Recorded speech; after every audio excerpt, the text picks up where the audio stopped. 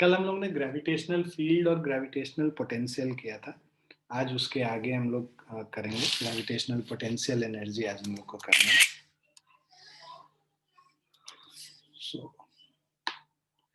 So gravitational potential energy, the gravitational potential energy of a body is the energy associated with it due to its position in the gravitational field of another body, and is measured by the amount of work done in bringing a body from infinity to a given point in the gravitational field of the other. So basically, work done in bringing a body from infinity to a particular point is called the gravitational potential energy. So gravitational potential energy जो है ये basically हम लोग जैसे कल बात कर रहे थे work done per unit mass is gravitational potential at A point, तो यहाँ पे पर यूनिट मास का ये नहीं है, टोटल जो अमाउंट ऑफ वर्क डन जो तुमको इन्फिनिटी से किसी पॉइंट पे लाने में के लिए लगेगा किसी मास m को, so that is gravitational potential energy. अब ये gravitational potential energy is a scalar quantity, ऐसे भी एनर्जी स्केलर क्वांटिटी होता है, यूनिट इसका जूल या अर्ग है CGS में। Gravitational potential energy of earth body system अगर हम लोग को निकालना है तो मान लो एक तुम्हारे पास एक ऑब्जेक्ट को work done in bringing an object from infinity to a point R, ठीक है। सो अब देखो वर्क डन क्या होता है F dot D R, right, और इंफिनिटी से आर लेके आ रहे हो, फोर्स क्या होता है minus G M M by R square, right. अब G M M by R square D R उसको इंटीग्रेट करोगे, जी एम एम तो कांस्टेंट है, 1 बाय आर स्क्वायर का इंटीग्रेशन -1 बाय आर होता है, और लिमिट इंफिनिटी से आर तक डालोगे तो ये जो वैल्यू आएगा -gmm/r होता है। तो gravitational potential energy of earth mass system, earth और किसी भी बॉडी का मास m, उस सिस्टम का ग्रेविटेशनल पोटेंशियल एनर्जी निकालना है तो दिस इज -gmm/r, ठीक है। तो ये basically distance of that object from the centre of the earth is smaller. अगर ये सरफेस पे रहेगा तो कैपिटल आर से रिप्लेस कर लेंगे। The above equation gives the potential energy of a particle of mass m separated from the center of the earth by a distance r. Now, negative sign of gravitational potential energy is due to the fact that gravitational force is attractive. तो हम लोग जो gravitational potential energy -gmm/r लिखते हैं, negative sign basically इसीलिए लिखते हैं कि जिससे ये पता चल सके कि ग्रेविटेशनल फोर्स जो है अट्रैक्टिव इन नेचर है।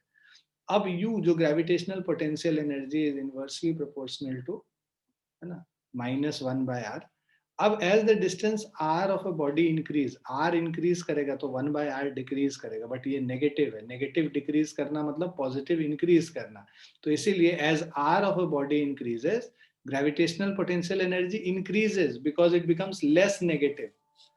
Third point, gravitational potential energy of a mass at infinite distance from earth is 0, and at all other point it is less than 0, that is it is negative. तो ये जो gravitational potential energy है mass का at infinite distance from earth, right, is 0, and at all other point it is less than 0. तो infinity पे 0 है, बाकी किसी भी पॉइंट पे नेगेटिव वैल्यू है, that is it is negative. At any place in gravitational field, gravitational potential energy is V. Gravitational potential is V, then the gravitational potential energy of mass m at that place is -m into V. तो U is equal to -m into V, है ना। Potential gm/r था, है ना, और -gmm/r मतलब -m into V. So gravitational potential energy is negative of mass into gravitational potential at that point. तो ये पोटेंशियल और पोटेंशियल एनर्जी के बीच का रिलेशन है। मास जो है, मास स्मॉल m जो है mass of the body, small body. Now change in gravitational potential energy, तो change in gravitational potential energy is final potential energy minus initial potential energy. If a body of mass m is moved from a distance r1 to a distance r2, then the change in potential energy will be, तो जो final potential energy is -gmm/r2 हो गया, और initial potential energy जो है -gmm/r1 हो गया, final minus initial minus minus plus हो गया, तो GMM 1/R1 माइनस 1/R2 हो गया, ठीक है. So this is gravitational potential energy. Now second, if a body is moved from the surface of earth to a point at height h above the surface of earth, that is R2 is equal to R plus h, then the change in its gravitational potential energy will be UH minus US. मतलब basically अगर R plus H पे था तो minus GMM R plus H, minus minus plus हो गया. जैसे इसको हम लोग 1/R1 माइनस 1/R2 कर रहे हैं, तो R से R प्लस एच जा रहा है, R2 R प्लस एच था, उसको रिप्लेस कर दिया. GMM/R को कांस्टेंट कॉमन लेके बाहर कर लिया, तो 1 माइनस R/R प्लस एच हो गया. इसको सॉल्व कर लेंगे तो R plus H minus R, ये हो जाएगा GMM small R plus H minus R/R plus H. R minus R cancel हो गया, तो जो वैल्यू बचा GMMH/R into R plus H हो गया, ठीक है. So GMMH/R into R plus H, this is the change in gravitational potential energy. Now put GM, capital GM, just एक सेकेंड बच्चों.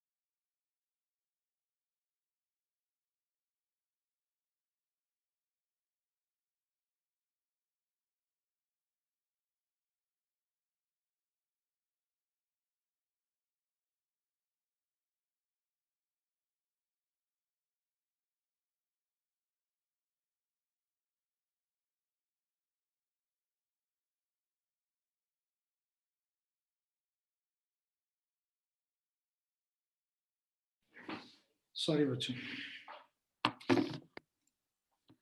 या सो अगर ये जो हमारा जो आया तो this is G M M, इसको सॉल्व करेंगे तो G M M H by R into R plus H आ रहा है। ये जो जी एम का वैल्यू है, हमें पता है कि acceleration due to gravity G M upon R square होता है, तो small G into R square is equal to capital G M होगा। तो ये जो कैपिटल जी एम यहाँ पे है, उसको हम लोग अगर रिप्लेस कर देते हैं तो ये हमारा जो है स्मॉल जी का वैल्यू बाय आर स्क्वायर हो जाएगा, small G into R square. So g into r square into mh divided by capital R into r plus h हो जाएगा, ठीक है। सो ये इसको कैंसिल करेंगे, एक स्मॉल r होगा। सो this is mgh into r divided by r plus h, ठीक है। Now work done in taking the body from surface of the earth to height h is mgh r into r plus h। तो जो change in potential energy होगा, that change in potential energy is equal to work done, right? तो वो mgh r into r plus h हो जाएगा। अगर h is very very less than r, मतलब surface of the earth के पास ही है ना, हाइट जो है वो रेडियस ऑफ अर्थ से बहुत छोटा है, in that case R plus H can be approximated at small R only. So ये क्या हो जाएगा, M G H R by R हो गया, मतलब एम जी एच हो गया। चेंज इन पोटेंशियल एनर्जी किसके बराबर हो जाएगा, एम जी एच के बराबर हो जाएगा। क्लियर है बच्चों? Yes sir.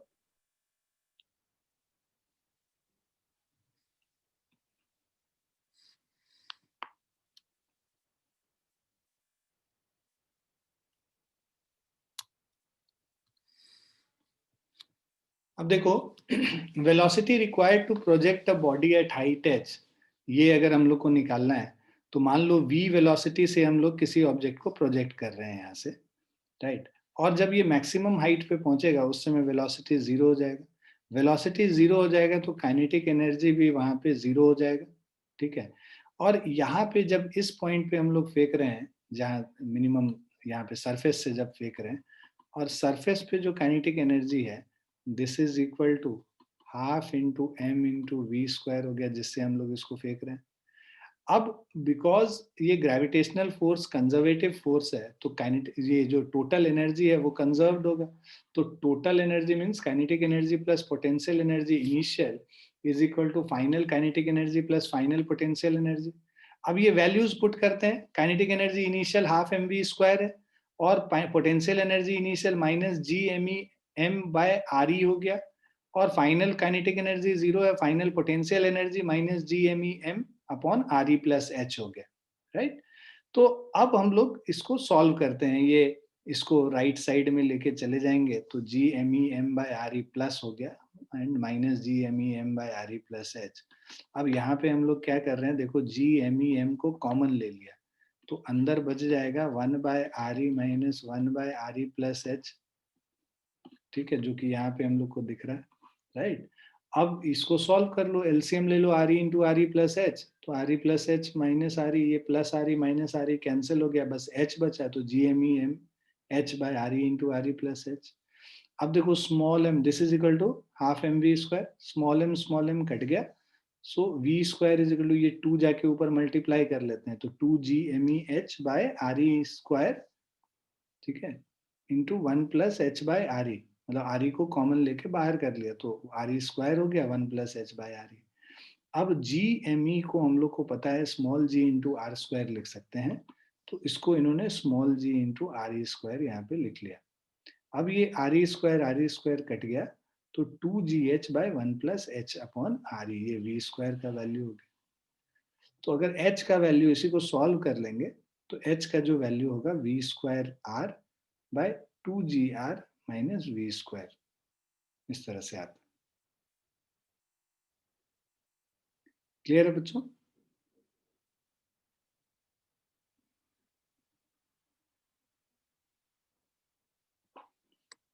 तो ये इससे हम लोग मैक्सिमम हाइट निकालते हैं। फॉर्मूला याद करने की जरूरत नहीं है, ये स्टेप्स तुमको पता होने चाहिए कि क्या हम लोग बेसिकली एनर्जी कंजर्वेशन को करके दिखाया गया है। तो इसीलिए दिखाया गया है कि इस पे बेस्ड हम लोग कई सारे क्वेश्चंस करेंगे इसी कॉन्सेप्ट पे, जहाँ पे total kinetic energy plus potential energy initial is equal to total kinetic plus potential energy final.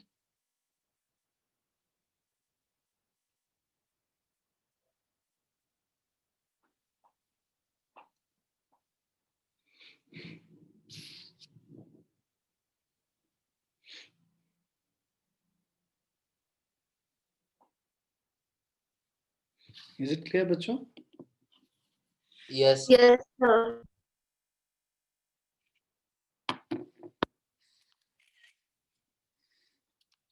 Now, work done in displacement of a body in gravitational field. So, if a body of mass m displaced in a gravitational field from point A to B, then work done by external agent can be given as UB minus UA.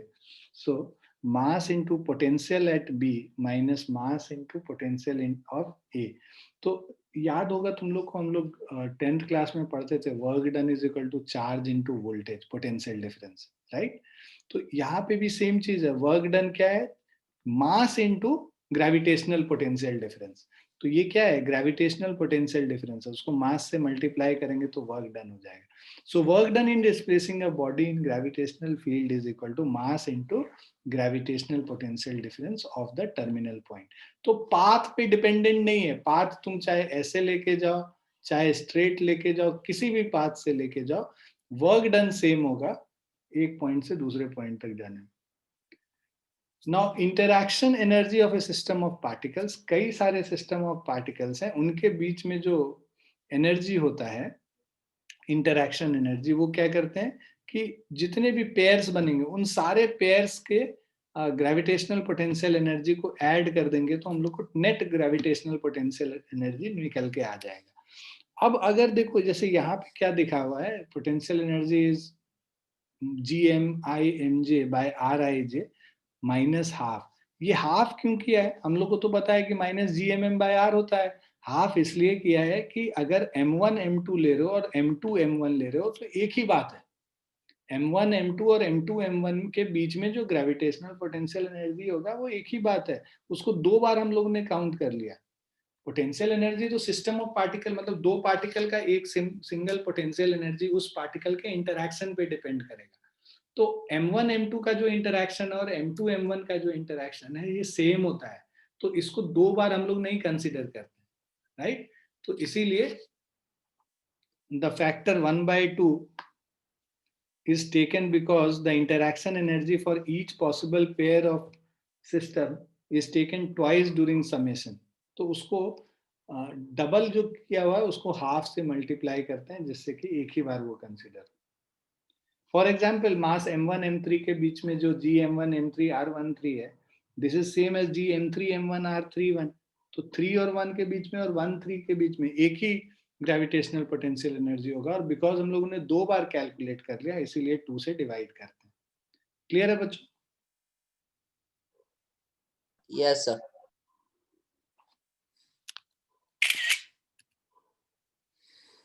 Now gravitational self energy, self energy क्या है, basically binding energy है। Infinity पे कई सारे particles हैं, उन सब particles को एक पॉइंट पे लेकर आएंगे, उसको लाने में जितना एनर्जी हम लोग स्पेंड करेंगे that is the self energy of that body.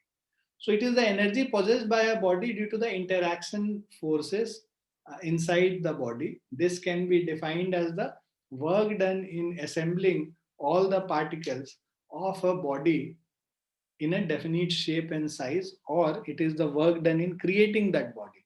So gravitational self energy of a uniform solid sphere. So energy possessed by a body due to interaction between particles of the body is called self energy।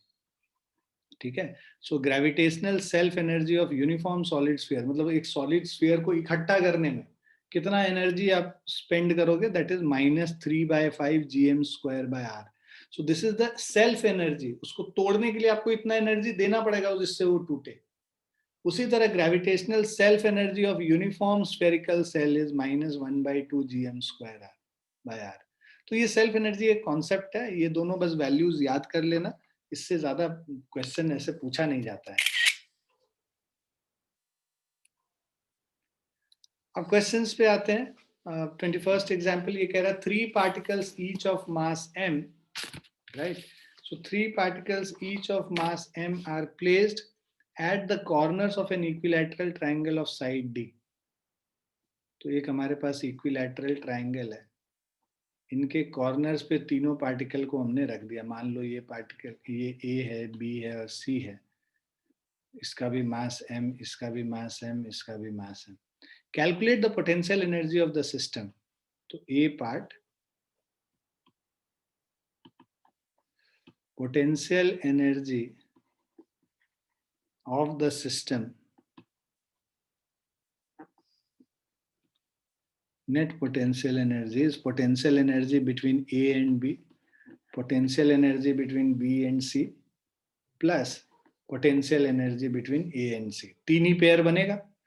अब A B का minus G M into M upon D square minus G M upon D square minus gmm upon d square.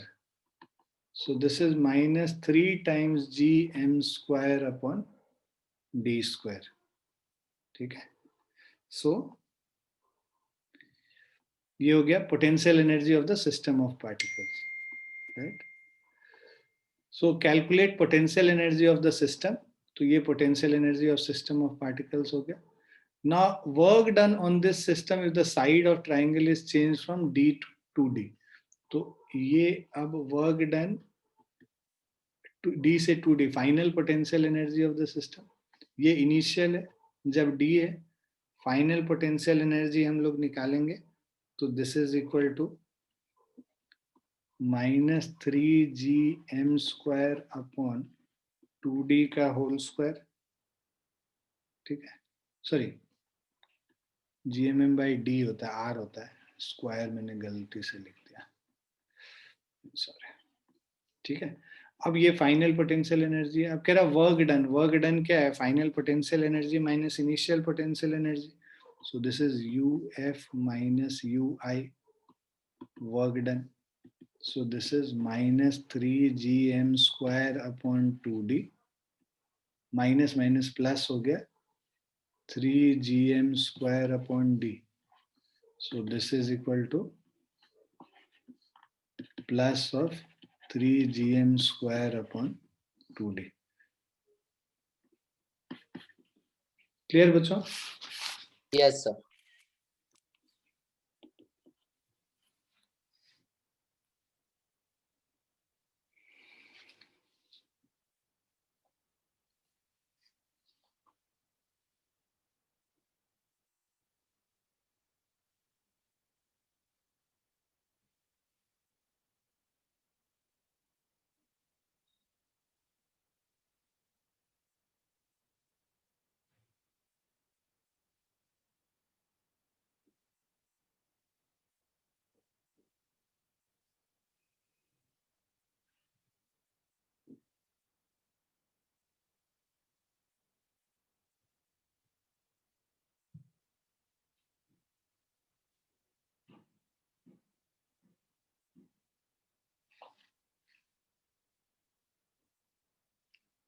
लिख लिया सभी ने?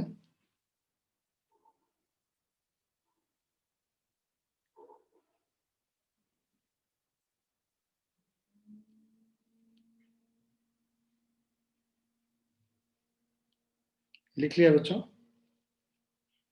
Yes, sir. Yes, sir.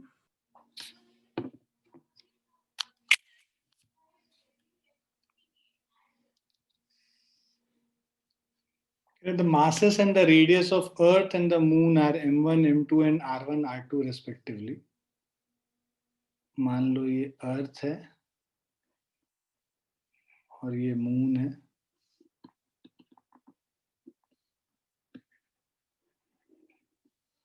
इसका मास m1 है, radius r1 है, इसका मास m2 है, रेडियस r2 है, and the distance between their centers is d।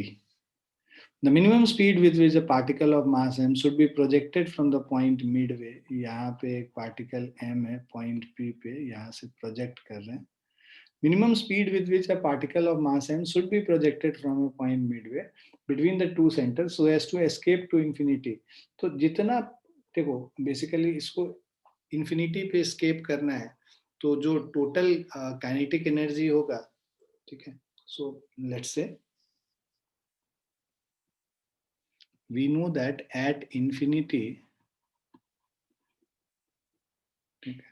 kinetic energy and potential energy both are zero. ठीक है. At infinity, kinetic energy is also zero and potential energy is also zero. Infinity पे पहुंच गया तो वहां पे speed तो कुछ रहेगा नहीं, वो तो इन्फिनिटी पे ही पहुंच गया. इनिशियल स्पीड तुम कुछ देते हो, तो एट इन्फिनिटी ये kinetic energy final plus potential energy final दोनों जीरो हो गया. तो बाय कंजर्वेशन ऑफ एनर्जी,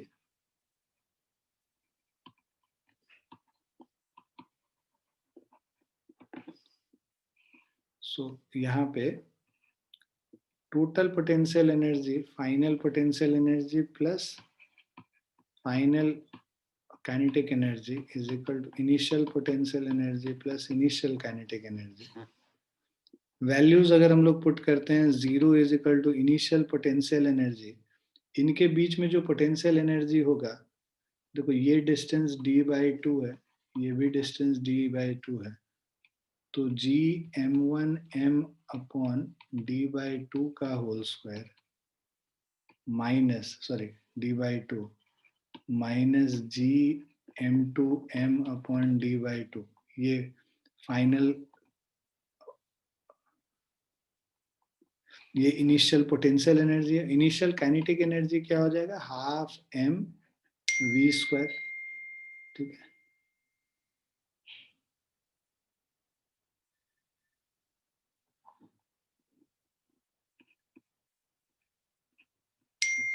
ठीक है.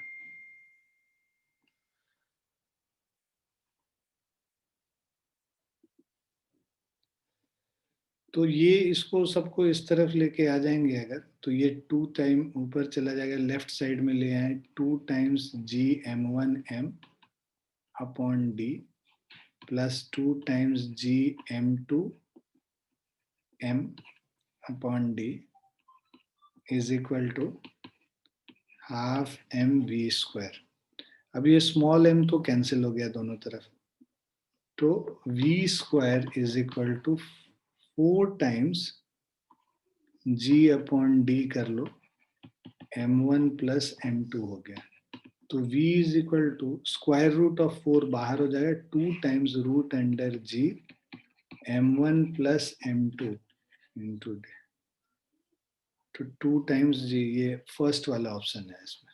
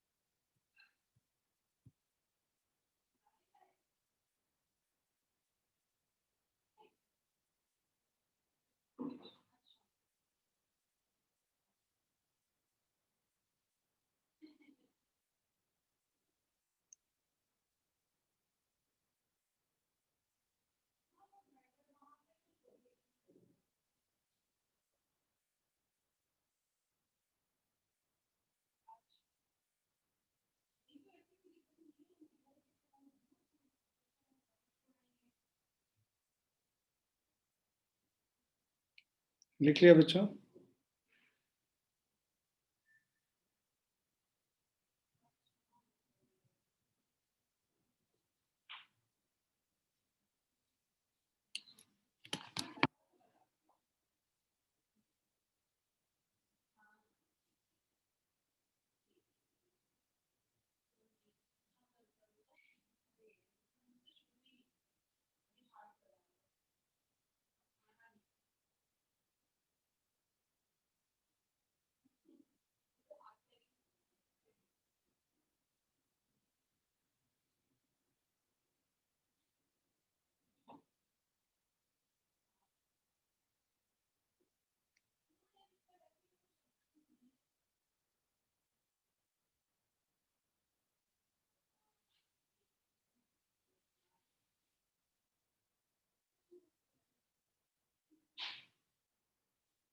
लिख लिया बच्चों?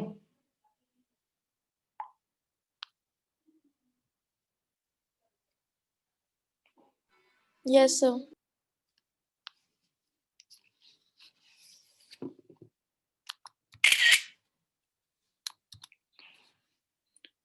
नेक्स्ट क्वेश्चन है,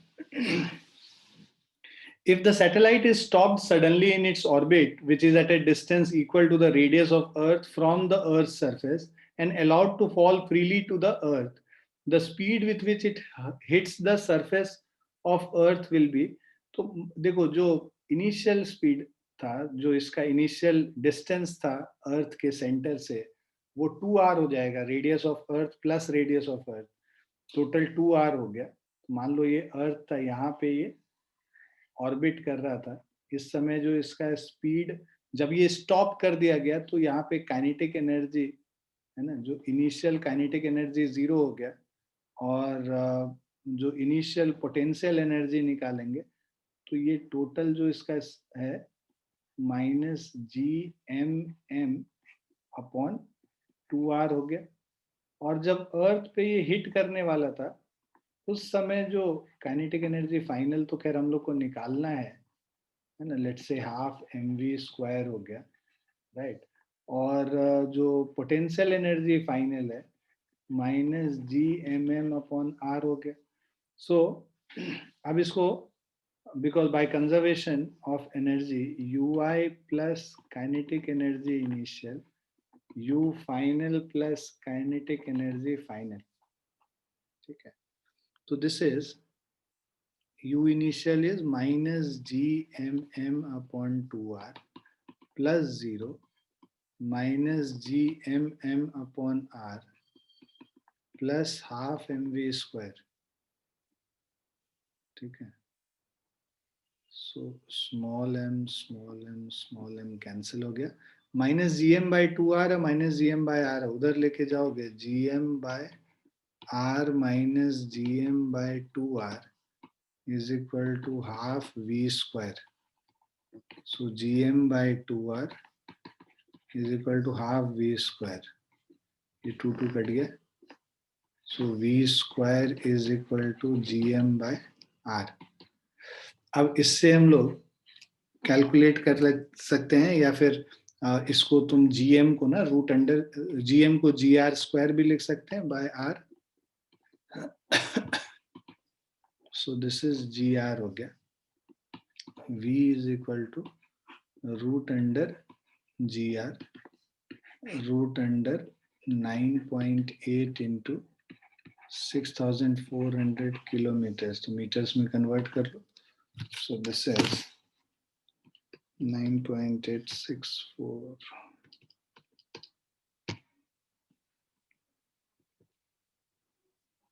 So 7.919 किलोमीटर पर सेकेंड.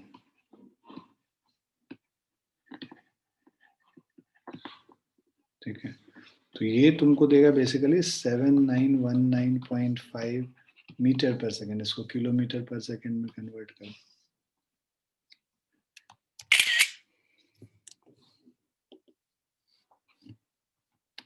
अरे बच्चों,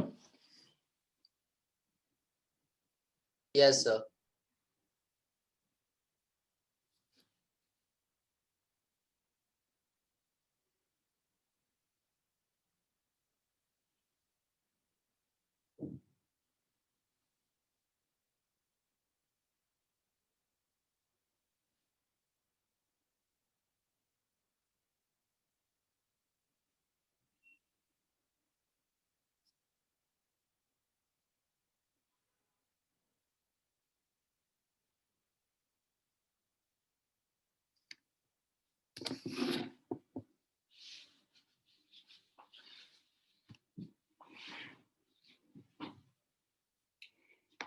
लिख लिया बच्चों?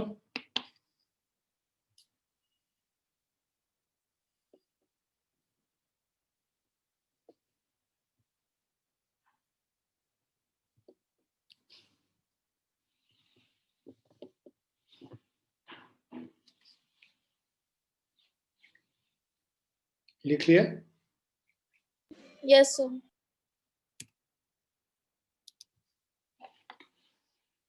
कह रहा find the maximum height attained by a body projected with a velocity v by 2, half of escape velocity, where v is the escape velocity of any object at Earth's surface. So, excuse me. तो ये basically escape velocity वाला concept यहाँ पे थोड़ा सा use होता है, तो फटाफट एक बार ये एस्केप वेलोसिटी क्या होता है देख लें. सो एस्केप वेलोसिटी क्या बोल रहा है कि अगर कोई ऑब्जेक्ट को हम लोग को सरफेस से, है ना, मतलब अर्थ के ग्रेविटेशनल फील्ड से बाहर लेके जाना है, तो उसके लिए जो मिनिमम स्पीड चाहिए, that is escape velocity. So it is minimum velocity required to just escape from the gravitational field of Earth. So it may be defined as the velocity of projection such that it reaches infinity with zero speed. तो infinity पे zero speed पे reach कर रहा है, मतलब final जो हमारा total energy at r is equal to infinity, kinetic भी zero हो जाएगा और potential energy भी zero हो जाएगा, क्योंकि final potential energy zero होता है. और इनिशियली जो अर्थ पे आप जो वेलोसिटी दे रहे हो, तो kinetic energy half M V square हो गया और potential energy minus G M M by R. अब देखो initial energy is equal to final energy, equate कर दो दोनों को, तो इससे आ जाएगा V square is equal to, देखो ये एम एम कैंसिल हो जाएगा, V square is equal to 2gm by R हो गया और V is equal to root 2gm by are. तो ये हमारा एस्केप वेलोसिटी होता है. और gm को gr स्क्वायर से रिप्लेस कर दोगे तो रूट अंडर 2gr आ जाएगा. ये दो फॉर्मूला है एस्केप वेलोसिटी का. ठीक, अब इसको अगर हम लोग यूज करते हैं, अच्छा इसमें एक और चीज है कि भाई escape velocity from height h, ये तो हम लोग सरफेस से एस्केप करा रहे हैं ना. हाइट h से अगर कराना होता तो यहाँ पे जो है r प्लस h से आप एस्केप करा रहे हो, तो फाइनल तो जीरो ही होगा. Half M V from height h square is equal to minus G M M R plus h हो गया. तो यहाँ पे जो जी एम बाय आर है, रूट 2gm बाय आर है, वहां 2gm by are plus h हो जाएगा r की जगह. ठीक है, यही चेंज है, बाकी सब सेम रहता है. अब इस क्वेश्चन पे आते हैं. कह रहा find the maximum height attain bye a body projected with a speed v. So maximum height जब अटेन करेगा तो उस समय काइनेटिक एनर्जी जीरो हो जाएगा, right. So initial potential energy plus initial kinetic energy is equal to final potential energy plus final kinetic energy. Initial potential energy करेंगे minus G, ठीक है, minus G M M upon R E plus initial kinetic energy half M V by 2 का whole square. Final kinetic energy तो zero होता है, potential energy minus G M M upon R E plus H हो जाएगा. ठीक है. So अब देखो ये जो minus G M M upon R E plus M by two V by two, V क्या है, वी बाई टू मतलब वी स्क्वायर बाई 4 हो गया. वी स्क्वायर हमारा root under 2gm, V root under 2gm by R था, तो we square हो जाएगा 2gm अपॉन आर. तो ये हो गया 4r, 2 का स्क्वायर 4 हो गया, is equal to minus G M M upon R E plus H.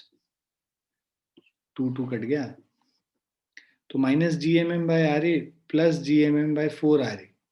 तो ये क्या हो जाएगा, minus 3gmm minus 3gmm by 4r is equal to minus gmm by R E plus H. gmm और gmm cancel हो गया, minus 3r minus 3h is 4r. Okay, एक minute.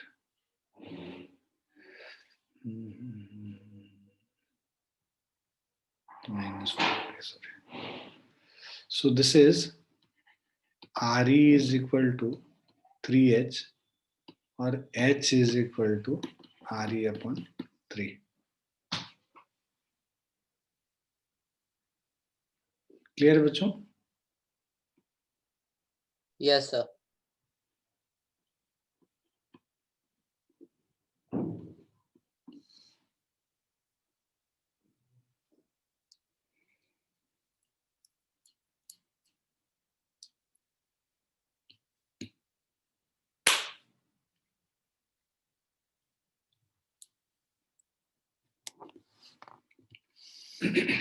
लिख लिया बच्चों?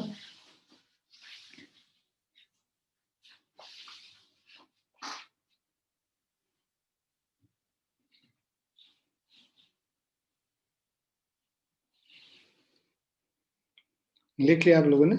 Yes, sir.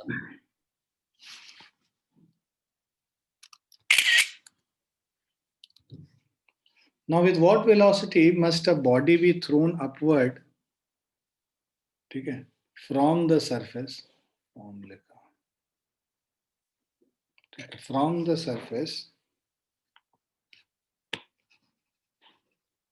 So with what velocity must a body be thrown upward from the surface of the earth so that it reaches a height 10 RE, ठीक है? So देखो यहाँ पे हम लोग सरफेस से फेंक रहे हैं, इसका खुद का रेडियस RE है और इससे ये जो हाइट पे गया 10 RE पे गया, ठीक है? So that it reaches a height of 10 RE. तो यहाँ पे जब मैक्सिमम हाइट पे पहुंचा तो उस समय काइनेटिक एनर्जी 0 हो गया, है ना? और पोटेंशियल एनर्जी अगर हम लोग करेंगे minus G M small M, है ना? इसका मास स्मॉल एम है, मान लो इसका मास कैपिटल एम है, 10 RE प्लस RE 11 RE हो गया, ठीक है? और जब सरफेस पे था, उस सरफेस पे initial kinetic energy half mv² हो गया और initial potential energy minus g/m/RE हो गया. So basically initial potential energy plus initial kinetic energy, final potential energy plus final kinetic energy substitute कर लो, minus g/m/RE plus of half mv² is equal to minus g/11 RE plus of final kinetic energy 0 हो गया. सो इसको इस तरफ लेके आएंगे तो half mv² is g/11 RE minus g/11 RE plus g/11 RE. तो स्मॉल m तो कैंसिल हो ही गया और v² निकालना है. v²/2 is equal to LCM ले लो 11 RE, तो यहाँ पे 11 माइनस 1 10 हो गया, 10 gm/11 RE. v² is 20 gm/11 RE. v is equal to root under 20 gm/11 RE. अब वैल्यूज पुट कर लेते हैं. 20 into 6.67 10 to the power minus 11. Mass of earth is 6 into 10 to the power 24 divided by 11 times radius of earth, 6.4 into 10 to the power 6. So V is equal to, इसको solve करेंगे ना तो answer आएगा 1.07 10 to the power 4 metre पर second.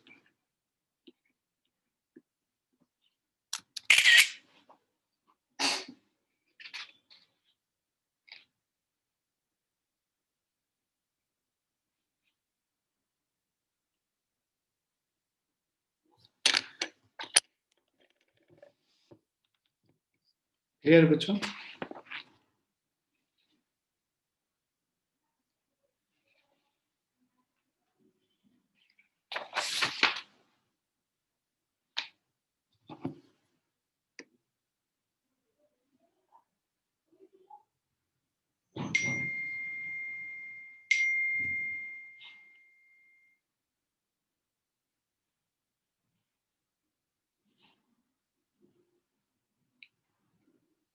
लिख लिया बच्चों?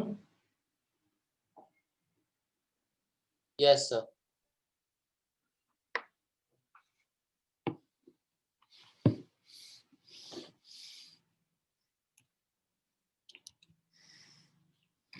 Next question कह रहा है find work done in shifting a body of mass m from a height h above the earth's surface to a height 2h above the earth's surface.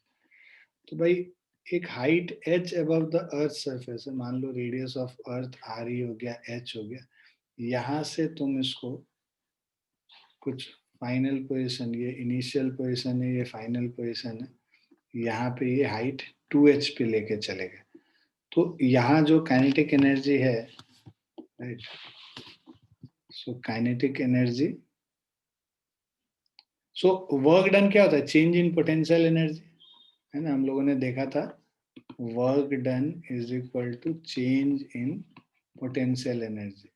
So this is final potential energy minus initial potential energy. So final potential energy यहाँ पे जो होगा minus GMM by RE plus 2H, ठीक है, minus of minus GMM RE plus H. तो minus minus plus हो गया, GMM बाहर ले लो, अंदर हो जाएगा 1 by RE plus H minus 1 by RE plus 2H, ठीक है. So this is GMM divided by RE plus H into RE plus 2H, और ऊपर हो जाएगा RE plus 2H minus of RE minus H. तो plus RE minus RE cut गया, तो GMM 2H minus H, H हो गया, by RE plus H into RE plus 2H.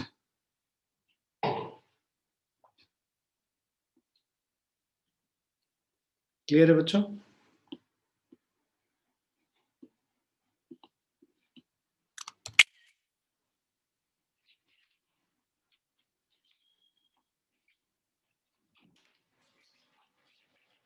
Clear है बच्चों?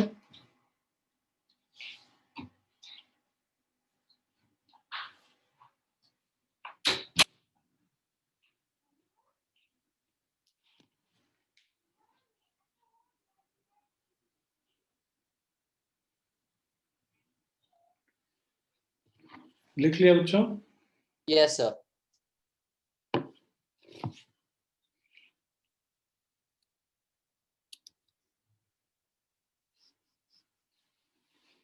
ना एस्केप वेलोसिटी तो ये तो हम लोग कर ही लिए थे, है ना.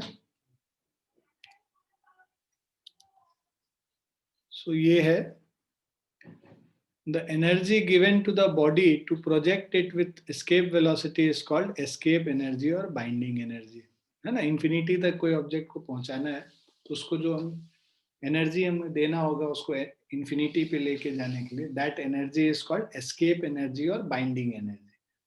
Total energy of a body is reduced to zero to enable it to escape away from the gravitational field of Earth. तो हम लोगों ने देखा है जब escape velocity देने के लिए उसको जो फाइनल एनर्जी होता है, हम लोगों ने देखा कि पोटेंशियल एनर्जी भी जीरो होना होगा और काइनेटिक एनर्जी भी जीरो होना होगा इंफिनिटी पे, ठीक है. तो वही चीज लिख रखा है, total energy of a body is reduced to zero to enable it to escape from the gravitational field of earth. The value of escape velocity does not depend on the mass of the projected body.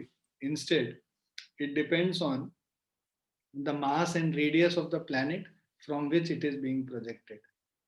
Fourth, there is no atmosphere on the planet where the root mean square velocity is more than the escape velocity. इसका requirement नहीं है तुम लोग को, इसको हटा दो, ठीक है.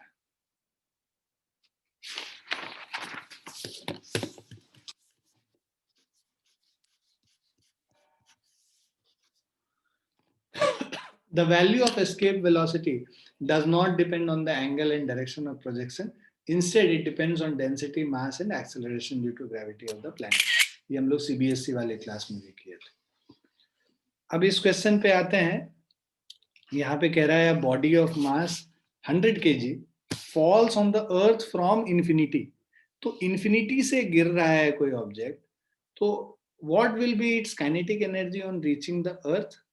ठीक है, radius of earth is 6400 kilometre and g is equal to 9.8 metre per second square. ठीक है, सो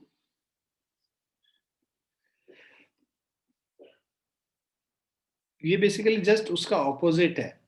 मतलब एक ऑब्जेक्ट को जब तुम एस्केप वेलोसिटी से थ्रो करते हो तब जाके वो इन्फिनिटी पे पहुंचता है, राइट।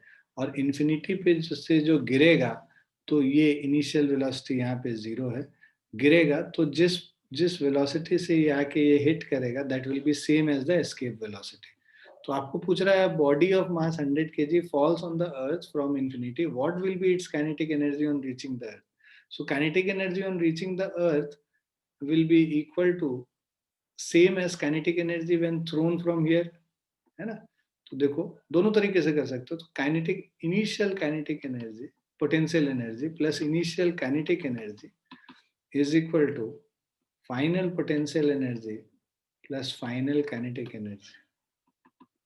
अब देखो यहाँ पे इनिशियल पोजीशन तो ये है ना, ये फाइनल पोजीशन है।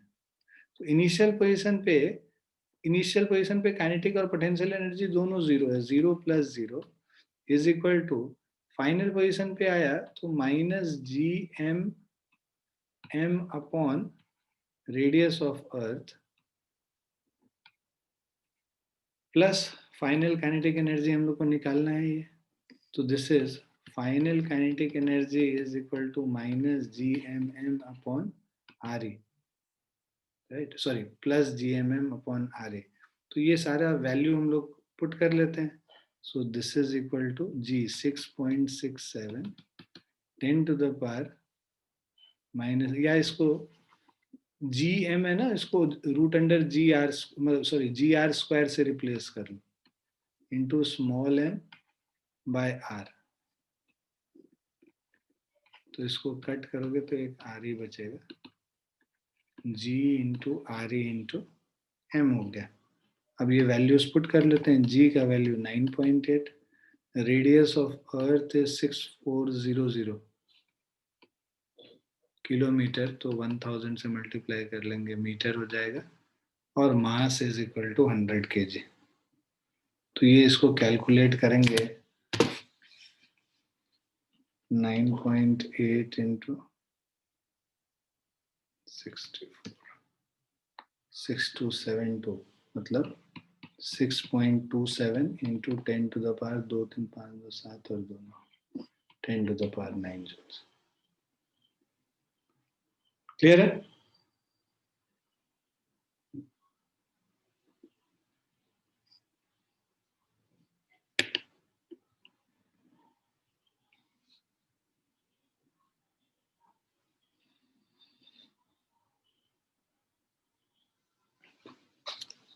आगे समझ में सब?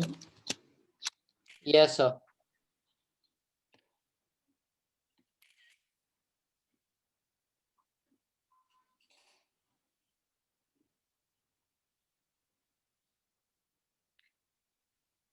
लिख लिया बच्चों? Yes, sir.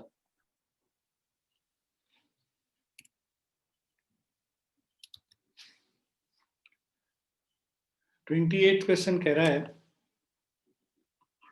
a projectile is fired vertically upward from a surface of earth with a velocity kv where v is the escape velocity and k is less than 1, मतलब escape नहीं कर रहा, neglecting air resistance, the maximum height to which it will rise measured from the center of the earth। ठीक है, तो हम लोग को सेंटर ऑफ द अर्थ से निकालना है। मान लो एक ऑब्जेक्ट को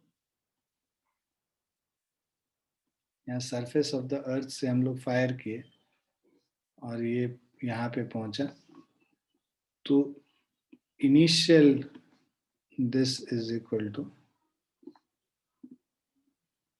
ये रेडियस ऑफ अर्थ है, और यहाँ से जो डिस्टेंस है ना इसको हम लोग स्मॉल r कर लेते हैं। तो u initial is -gmm upon R, ये radius of earth, initial kinetic energy is equal to, तुमने जो वेलोसिटी दिया है उसको के वी दिया है, initial kinetic energy is half into M into K V का होल स्क्वायर. ठीक. Final potential energy will be equal to minus GMM divided by R, है ना, स्मॉल r. और फाइनल पोटेंशियल एनर्जी, यहाँ पे काइनेटिक एनर्जी जीरो हो जाएगा. क्यों? क्योंकि वो मैक्सिमम हाइट पे जाके स्टेशनरी हो जाता है. ठीक है. सो अब U initial plus kinetic energy initial value is equal to U final plus kinetic energy जो फाइनल वैल्यू है. तो U initial means minus GMM upon RE plus half M K square V square, U final minus GMM upon R, final kinetic energy zero हो गया.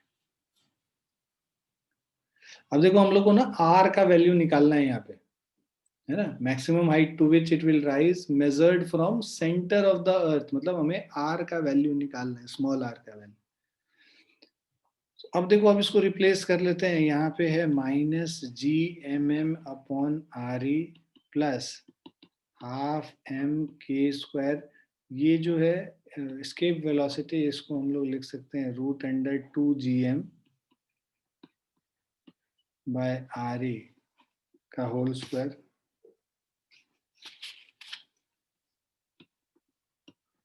is equal to minus GMM by small r. So this is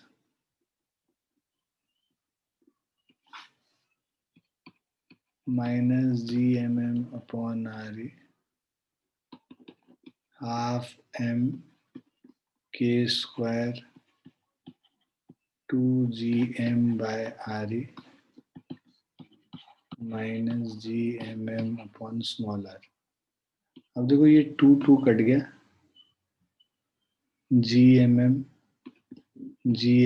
और GMM cut गया, -1 by RE plus K square by RE is equal to -1 by R. ठीक है. So K square -1 upon RE is -1 by R, और 1 by small r is 1 minus K square upon RE, और इससे आ जाएगा small r is equal to RE by 1 minus K square. तो ये first option हो गया, RE by 1 minus K square.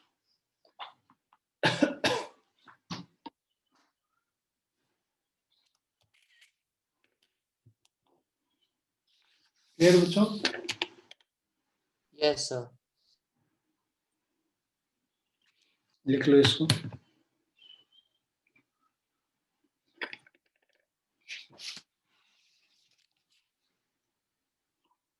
Sorry, लिख लिया सबने इसको? Yes, sir. तुम्हारा होमवर्क लिखो. अब जो होमवर्क है तुम्हारा,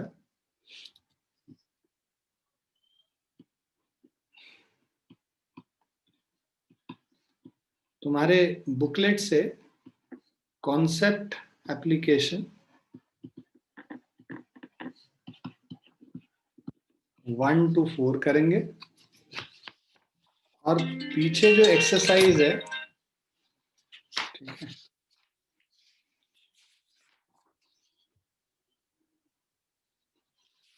पीछे जो एक्सरसाइज है उसमें ये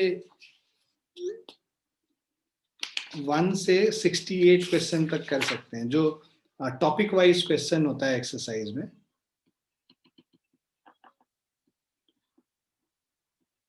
एक्सरसाइज का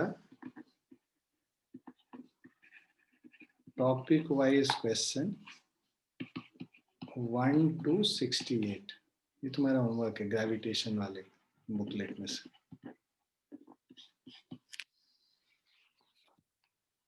क्लियर है बच्चों?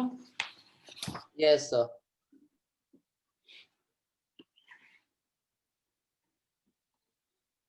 क्योंकि दिवाली में 4 दिन का ब्रेक है, तो उसमें यूटिलाइज करो टाइम को, ग्रेविटेशन पूरा अच्छे से करो। और हम तुमको जो पीछे के कुछ डीपीपीज और भेजेंगे। एक आध डीपीपी रह गया था, हमको याद है, एक मेरे ख्याल से सेंटर ऑफ मास वाला रह गया था, तुम लोग को दिए नहीं थे, है ना? तो वो सब भी जो पोर्शन रह गया है जिसका हम डीपीपी नहीं दिए वो भी भेजेंगे। इन 4 दिन को अच्छे से यूटिलाइज करो, खूब पढ़ो, मतलब सुबह से शाम तक एकदम लगा के पढ़ो। आ रहा समझ में? अभी से प्लान बना लो अपना कि 4 दिन में क्या क्या पढ़ोगे और कितना पढ़ोगे। कम से कम 10 से 12 घंटे निकालो उस 4 दिन में, है ना? क्योंकि ये सब मौका बहुत कम आएगा, है ना? छुट्टियों का, कि ऐसे छुट्टी मिला तुमको और बिना क्लास के तुम्हारे पास दिन भर बस पढ़ने के लिए समय है, तो उसको यूटिलाइज करो, उसको वेस्ट नहीं करना है। आ रहा समझ में? Yes, sir. 11th-12th में कोई दिवाली नहीं होता है, और नीट वीट का तैयारी करने वाला बच्चा को दिवाली नहीं मनाने का समय होता है। तो इसीलिए दिवाली वाली को